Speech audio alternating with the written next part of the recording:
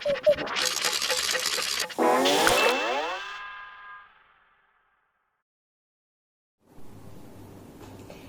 मैं आपको ईसाप की कथाओं से मेरी मनपसंद कहानी सुनाना चाहती हूँ। क्या आपको मालूम है ईसाप कौन था?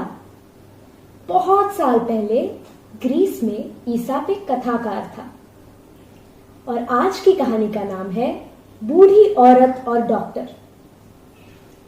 एक दिन एक बूढ़ी औरत किसी बीमारी के वजह से अचानक अंधी हो जाती है। उन्हें दिखाई देना बंद हो जाता है तो वो तुरंत डॉक्टर के पास जाती है। कहती है, डॉक्टर प्लीज मदद कीजिए, मुझे कुछ दिख नहीं रहा है। डॉक्टर कहते हैं, आप चिंता मत कीजिए, मैं आपका उपचार करता हूं, लेकिन इसके लिए आपको काफी पैसे खर्च करने पड़ेंगे। तो बूढ़ी औरत बोलती है, ठीक है, मुझे मंजूर है, लेकिन एक शर्त है। आपके उपचार के बाद अगर मुझे सब कुछ दिखाई दे तो मैं आपको पैसे दे दूंगी, और अगर कुछ ना दिखाई दे तो पैसे नहीं दूंगी। डॉक्टर कहते हैं, ठीक है, शुरू करते हैं। हर दिन डॉक्टर बूढ़ी औरत के घर जाते हैं, उनको दवाई देने, उनका इलाज करने। लेकिन डॉक्टर चालाक होते हैं, क्योंकि हर बार वो बूढ़ी औरत के घर से एक चीज चुरा लेते हैं। कभी किताब, कभी डिब्बी, कभी कप, और ऐसे बहुत दिन चलता है। फिर एक दिन डॉक्टर कहते हैं, मेरा इलाज खत्म हो चुका है, अब आप देख पाएंगी। तो बूढ़ी औरत अपनी आंखें खोलती है और आसपास देखती है। उनकी आंखें तो ठीक हो जाती हैं, लेकिन उनको अपनी चीजें नहीं दिखाई देती, क्योंकि वो सारी चीजें डॉक्टर साहब चुरा ले जाते हैं। तो जब डॉक्टर पैसे मांगने आते हैं तो बूढ़ी औरत कहती है, मैं नहीं दूंगी पैसे।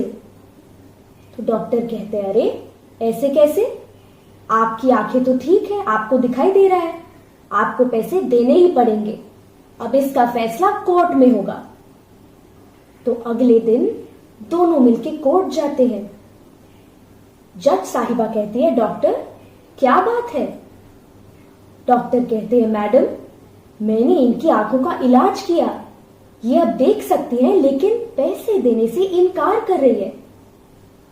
तब बूढ़ी औरत बोलती है, जज साहिबा मैंने कहा था कि इलाज के बाद अगर मुझे सब कुछ दिखाई दे तो मैं पैसे दे दूंगी, लेकिन मुझे तो अपनी बहुत सारी चीजें नहीं दिखाई दे रही, क्योंकि डॉक्टर साहब उनको चुरा ले गए, तो भला मैं क्यों दूं पैसे? जज साहिबा डॉक्टर को देखकर बोलती है, डॉक्टर साहब शर्त में तो आप हार गए, क्योंकि आप तो चोर निकले, आपको कोई पैसे नहीं मिलेंगे।